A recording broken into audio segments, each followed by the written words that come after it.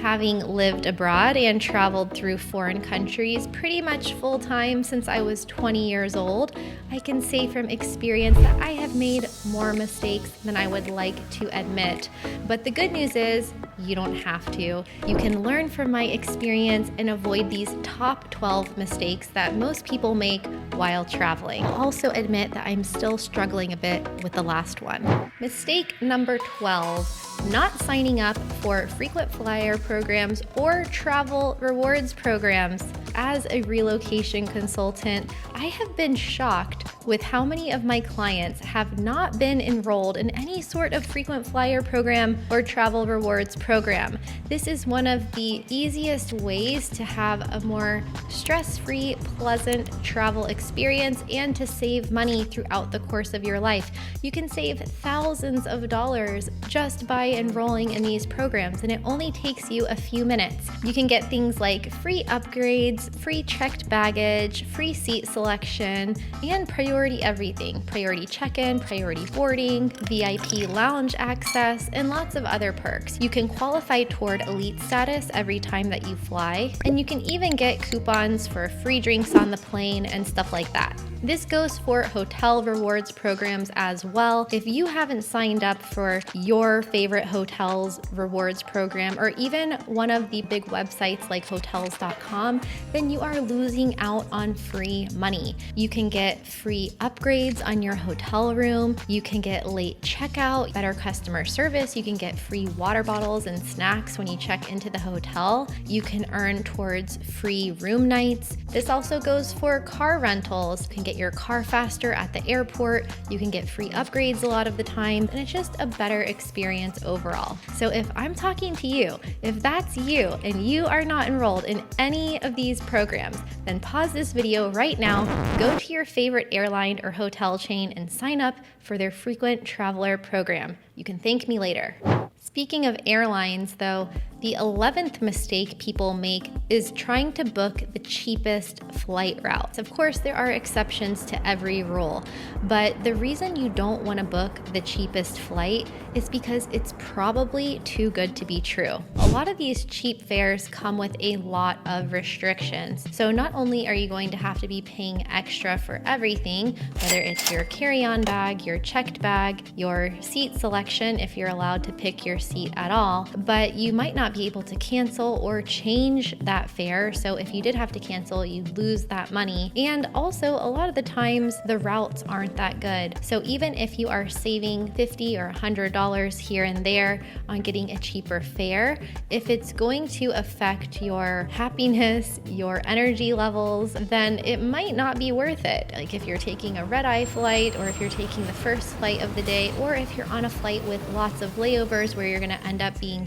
really tired, really cranky when you get to your destination, and spending more money on food in the airports and things like that. There's a lot of hidden costs that could come into consideration. The 10th major mistake that most people make is to travel during peak times and to peak destinations. Sometimes when you're traveling is non-negotiable because maybe those are the only days you have off work, or those are the days that the kids are out of school, but there are strategies that you can take to have a better travel experience, even if you're traveling during holidays or the most expensive times of year. So every destination around the world typically has a high, low, and usually a medium season, or a rainy season, or a dry season, or some variation on that. If you can only travel in the summer and you go to a peak summer destination like Europe, the weather is going to be hot, it's going to be crowded, less selection in the accommodations, and it could also be more expensive.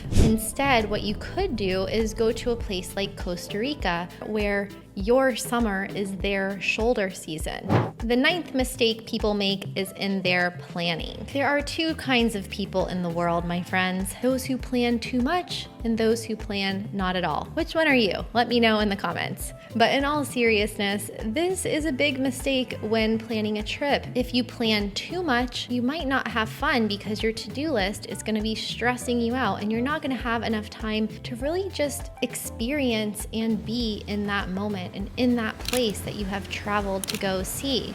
But then if you don't plan enough, then you could end up missing really cool cultural sites, museums, restaurants that were actually right around the corner from where you were, but you didn't know about it. So you need to be really intentional with how much you plan by keeping a happy medium, planning just enough so that you know where you're going and some structure to what you're doing, but still leaving some room for spontaneity, serendipity, and all of the things that happen that make travel so fun and interesting. The 8th big mistake that people make while traveling is traveling without insurance. This is so important because when you travel, there's so many things that can go wrong and things that you don't plan for. An injury, things getting stolen, flights getting missed or canceled, and sometimes that happens on the one time that you didn't get travel insurance. So it's better to be safe just in case. You can get a plan with Safety Wing, which I really like, for 1 month for the cost of one checked bag on your flight. So it's totally worth it. I have cashed in on my travel insurance many times. Better safe than sorry. The 7th mistake is a really easy one to avoid, and it's not downloading your airline's app. I remember the times when we had paper plane tickets, and these days we have apps. So use them, people. If you're signed up for your airline's frequent flyer program and you have their app, you can get in touch with the airline better. You can choose your seats. You can get notifications up to the minute so you'll know if there's a gate change. You'll be way less likely to miss your flight, and you could even track your bag. Another big mistake people make, and it's tempting, I'll admit it, is eating in the airport. Eating in the airport is expensive, it's stressful because you don't know if you're gonna get your food in time and miss your flight, and typically the food is not that good or healthy. So when at all possible, bring your food with you to the airport, eat before you get there, or get a priority club pass or membership with your airline's lounge, and then you can eat, all you can drink for free, and free Wi-Fi instead of fighting the lines and getting fast food out in the terminal. The 5th mistake that some people make is not liking this video or subscribing to my channel. I don't know what these people are thinking, but don't let that be you. Actually, the 5th mistake that people make is a really important one in my opinion, and this is always traveling with someone else and never getting to experience solo travel. Of course, it's very common to travel with your friends, family, significant other, but I think that if you go your entire life without solo traveling, then you're missing a really formative life experience. A successful solo travel voyage will make you feel like some kind of superhero. It's really the ultimate test of self-reliance and resourcefulness. You're also definitely in for an adventure, but the most important and valuable part of solo travel is definitely the people that you meet. That, admit it, you would probably not have met them if you were traveling with friends or family or someone from your comfort zone. You're just not going to meet as many strangers if you have people with you.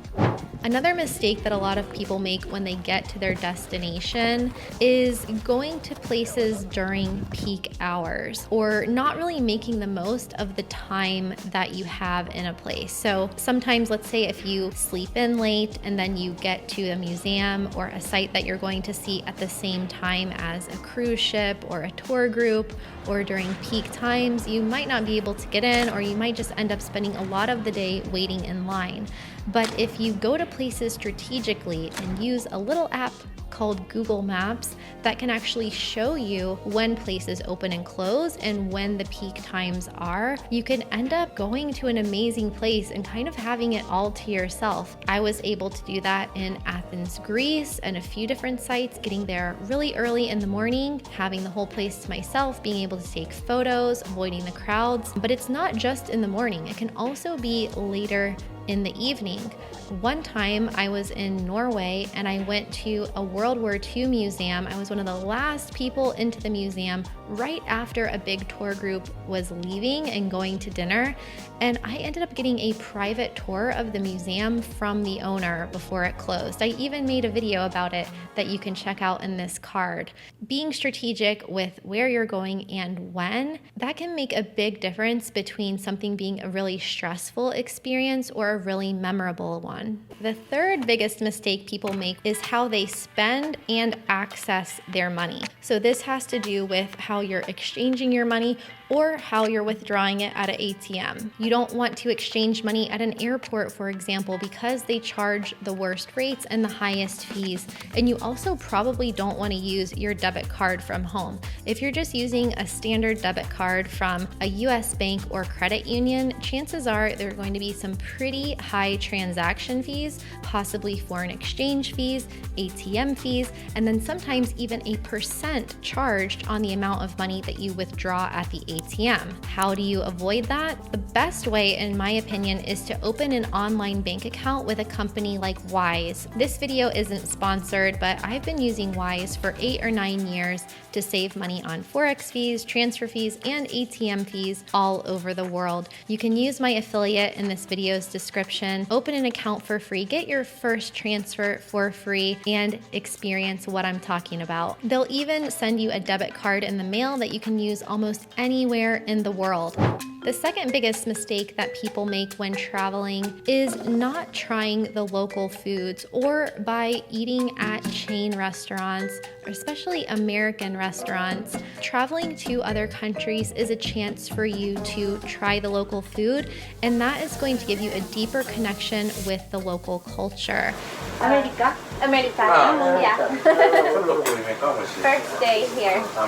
This is the traditional dish of Hiroshima, and it's like a crepe pancake with cabbage on top and egg. Oh my god, I'm so excited. If you're at an outdoor market, for example, and you see apples and bananas and then a fruit that you've never seen before, ask what that fruit is. Try it out and you might love it. You don't have to take it so far and do what I've done and eat like ants and worms and things like that, which I don't really like. But by eating at local restaurants and trying local foods, you're typically getting higher quality food at a lower price, and you're also supporting local businesses and connecting more with the local culture.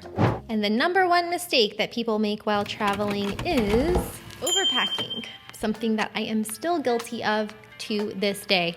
Overpacking is a major buzzkill, and not only do you pretty much guaranteed that you need to check your bag and can't travel carry-on only, but then you have to lug that bag around with you, and all it really does is weigh you down. A good rule of thumb is to first use packing cubes to condense and organize what you are bringing with you, and then take a look at your bag and take out half the stuff that you are going to bring. I know when I do this, I always end up still having a good 10 or 20% of the stuff in my bag that I didn't even use, even after taking out half of it. And now I would love to hear from you. What has your biggest travel mistake been, and what will you try to avoid in the future? Let us know in the comments below. Like this video, subscribe if you're new, and check out these videos and playlists for more tips on traveling the world and living abroad.